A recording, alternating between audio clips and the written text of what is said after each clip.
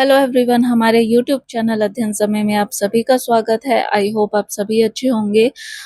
आज की वीडियो में हम डिस्कस करेंगे इंटेलिजेंस के कॉन्सेप्ट को और साथ में हम इंटेलिजेंट क्वेश्चन को भी समझेंगे और साथ में हम अप्रोचेस टू इंटेलिजेंस कौन-कौन सी अप्रोचेस हैं इंटेलिजेंस को स्टडी करने के लिए उसको हम डिस्कस करेंगे। तो चलिए स्टार्ट करते हैं। सबसे पहले हम इंटेलिजेंस को डिफाइन करेंगे कि इंटेलिजेंस क्या होता है।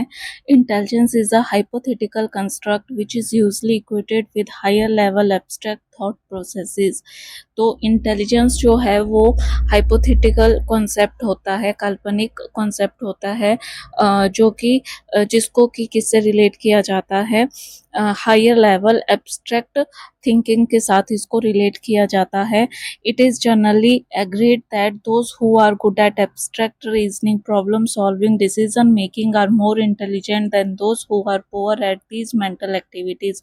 तो ये जनरली आमतौर पर इस चीज़ से जो है साइकोलॉजिस्ट एग्री करते हैं कि वो लोग जो एब्स्ट्रैक्ट रीजनिंग करने में कैपेबल होते हैं, प्रॉब्लम सॉल्विंग और डिसीजन मेकिंग करने में कैपेबल होते हैं, वो ज़्यादा इंटेलिजेंट होते हैं उन लोगों से जो कि इन मेंटल एक्टिविटीज़ को परफॉर्म करने में पुअर होते हैं।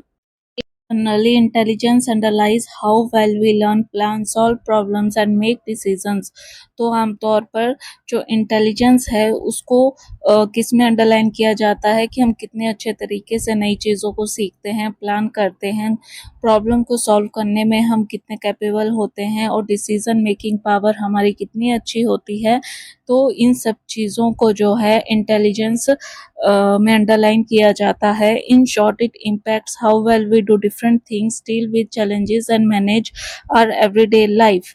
तो इन शॉर्ट हम कह सकते हैं कि जो इंटेलिजेंस है वो प्रभाव डालती है, हम पर प्रभाव डालती है कि हम किस तरह से अलग अलग चीज़ों के साथ डील करते हैं, जो भी चैलेंजेस हमारी एवरीडे हमारी जो रोज़ की ज़िंदगी में डेली रूटीन में जो भी चैलेंजेस हमको देखने को मिलते हैं उनके साथ हम किस तरह से डील करते हैं, किस तरह से मैनेज करते हैं अपनी डेली लाइफ को। तो इंटेलिजेंस जो है इस चीज़ पर भी प्रभाव डालती है। Not directly observable, intelligence is verified only by the test use to measure it. तो इंटेलिजेंस का जो कॉन्सेप्ट है, इंटेलिजेंस की जो क्वालिटी है वो डायरेक्टली देखने को नहीं मिलती। इंटेलिजेंस को जो है वेरीफाई किया जाता है टेस्ट के थ्रू, जो कि कंडक्ट किए जाते हैं इंटेलिजेंस को मेज़र करने के लिए। तो नेक्स्ट देखते हैं कि इंटेलिजेंस को किस तरह से मेज़र किया जाता है और जो इंटेलिजेंस को मेज़र करने का कॉन्सेप्ट सबसे पहले किसने दिया था। तो मेजरिंग इंटेलिजेंस किस तरह से करते हैं, सबसे पहले हम देखते हैं point. Alfred Binet and his colleague Simon designed a test of intelligence that distinguished fast learners and slow learners as well as different children of different age groups।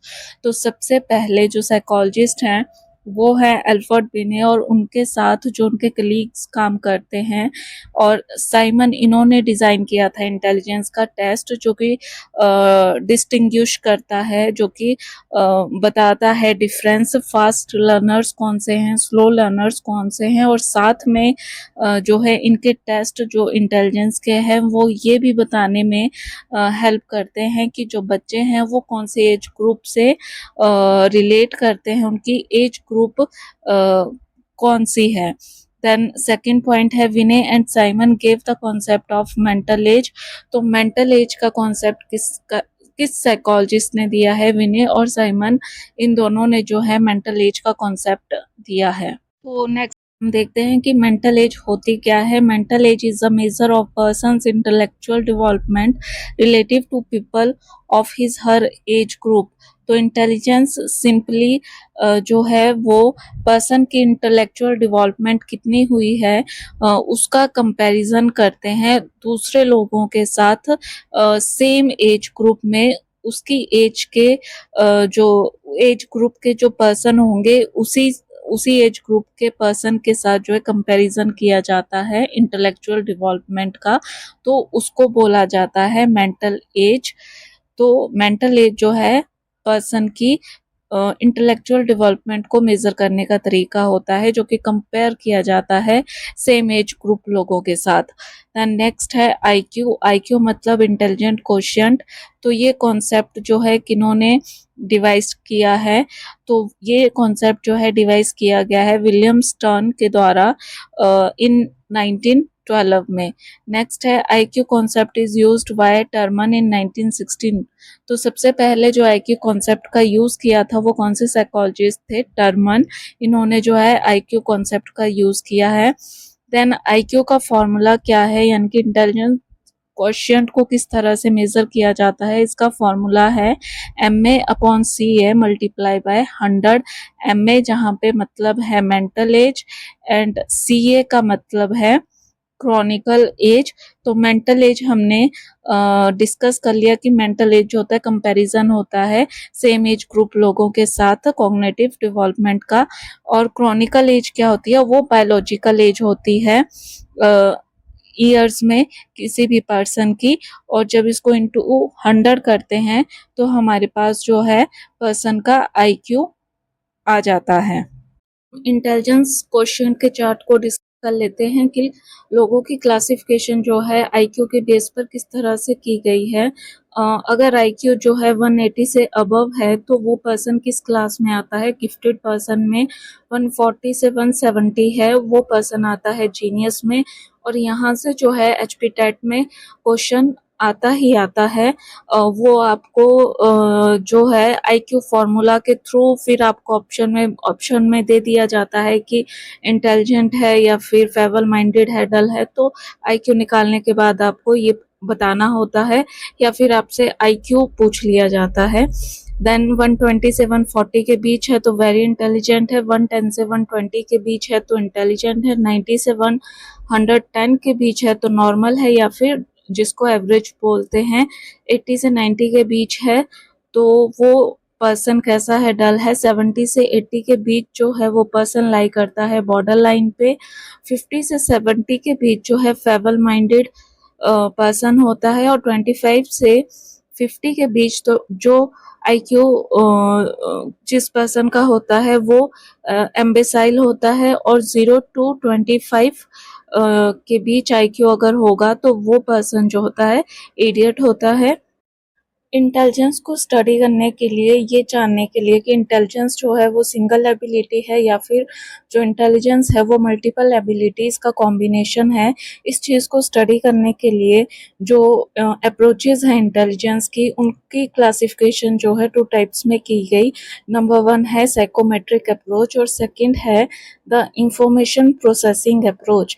तो साइकोमेट्रिक अप्रोच क्या होती है? This approach describes intelligence as an ability और aggregate of multiple abilities. तो psychometric approach में जो है ये डिस्क्राइब किया जाता है कि इंटेलिजेंस जो है वो सिंगल एबिलिटी है या फिर वो मल्टीपल एबिलिटीज का कॉम्बिनेशन है। जबकि द इंफॉर्मेशन प्रोसेसिंग अप्रोच में फोकस किस चीज़ पर किया जाता है? Emphasises on the processes that we used in problem solving and other intellectual task. तो जो इंफॉर्मेशन प्रोसेसिंग अप्रोच है, इस अप्रोच में फोकस किया जाता है प्रोसेस के ऊपर, जो प्रोसेस हमारा माइंड यूज़ करता है प्रॉब्लम को सॉल्व करने के लिए और कोई भी इंटेलेक्चुअल टास्क को करने के लिए। तो आज की वीडियो में हम जो है अप्रोचेस टू इंटेलिजेंस की क्लासिफिकेशन हमने देख ली। नेक्स्ट वीडियो में जो है हम जो थ्योरीज इनके अंडर इंक्लूड होती है उनको हम 1 बाय 1 डिस्कस करते हुए चलेंगे। तो अब हम साइकोमेट्रिक अप्रोच में कौन सी थ्योरीज आती हैं वो देखते हैं और इंफॉर्मेशन प्रोसेसिंग अप्रोच में कौन सी थ्योरीज आती है उनको देखते हैं, उनके नाम देखते हैं। हम थ्योरीज देखते हैं कि कौन कौन सी इंक्लूड हैं साइकोमेट्रिक अप्रोच में और इंफॉर्मेशन प्रोसेसिंग अप्रोच में। तो साइकोमेट्रिक अप्रोच में जो है 1 फैक्टर थ्योरी जो कि अल्फ्रेड बिने ने दी है वो इंक्लूड होती है। 2 फैक्टर थ्योरी ये अब मेरे को बताओगे कमेंट बॉक्स में लिखकर कि 2 फैक्टर थ्योरी जो है किसने दी है। Then fluid and crystallised intelligence of Cattell जो कि कैटल ने दी है। Then Thurstone's primary mental abilities जो थ्योरी है वो भी साइकोमेट्रिक अप्रोच में आती है। Guilford structure of intellectual model based on factor analysis, तो ये थ्योरी भी साइकोमेट्रिक अप्रोच में आती है। Then last Gardner's theory of multiple intelligence, ये भी जो है साइकोमेट्रिक अप्रोच में आती है। सेकंड जो क्लासिफिकेशन है इंफॉर्मेशन प्रोसेसिंग अप्रोच, इसके अंडर 2 थ्योरीज आती है। ट्रायर्किक थ्योरी ऑफ इंटेलिजेंस जो कि रॉबर्ट स्टर्नबर्ग ने दी है, और सेकंड जो है वो पास मॉडल ऑफ इंटेलिजेंस है। बट हम एचपीटेट के लिए जो इम्पोर्टेंट है वो ट्रायर्किक थ्योरी ऑफ इंटेलिजेंस है। तो हम इंफॉर्मेशन प्रोसेसिंग अप्रोच से जो है ट्रायर्किक थ्योरी ऑफ इंटेलिजेंस को ही डिस्कस करेंगे। आज की वीडियो में हमने इंटेलिजेंस को डिफाइन किया कि इंटेलिजेंस क्या होता है, वो चीज़ हमने समझी। देन हमने आईक्यू को डिस्कस किया, आईक्यू के फॉर्मूला को डिस्कस किया, उसमें जो टर्म है mental age and chronological age उसको समझा वो क्या होती है। देन हमने अप्रोचेस टू इंटेलिजेंस को देखा कि इंटेलिजेंस को स्टडी करने के लिए जो अप्रोचेस है उनकी क्लासिफिकेशन किस तरह से की गई है, और उन क्लासिफिकेशन के अंडर जो है कौन कौन सी थ्योरीज इंक्लूड हैं। आने वाली वीडियो में जो है नेक्स्ट वीडियो में जो है हम थ्योरीज को 1 बाय 1 डिटेल में डिस्कस करते हुए चलेंगे। आई होप आपको मेरा एफर्ट पसंद आए और आपको मेरी वीडियो भी अच्छी लगे। अगर आपको मेरी वीडियो हेल्पफुल लगे तो मेरे चैनल को प्लीज़ सपोर्ट करें, और सपोर्ट करने के लिए चैनल को लाइक करें, शेयर करें, सब्सक्राइब करें एंड बेल आइकन पर ज़रूर क्लिक करें। देन ऑल नोटिफिकेशन पे प्रेस करें ताकि आपको आने वाले न्यू वीडियोस की नोटिफिकेशन जो है सबसे पहले मिल सके। आपका सपोर्ट ही है जो मुझे मोटिवेशन देता है वीडियोस को बनाने के लिए, और मेरी वीडियोस आपके लिए हेल्पफुल साबित हो, इससे बढ़कर मोटिवेशन मेरे लिए और कुछ नहीं है। तो प्लीज़ मेरे चैनल को सपोर्ट करें और मेरे चैनल को सब्सक्राइब करें। Thank you for watching the video.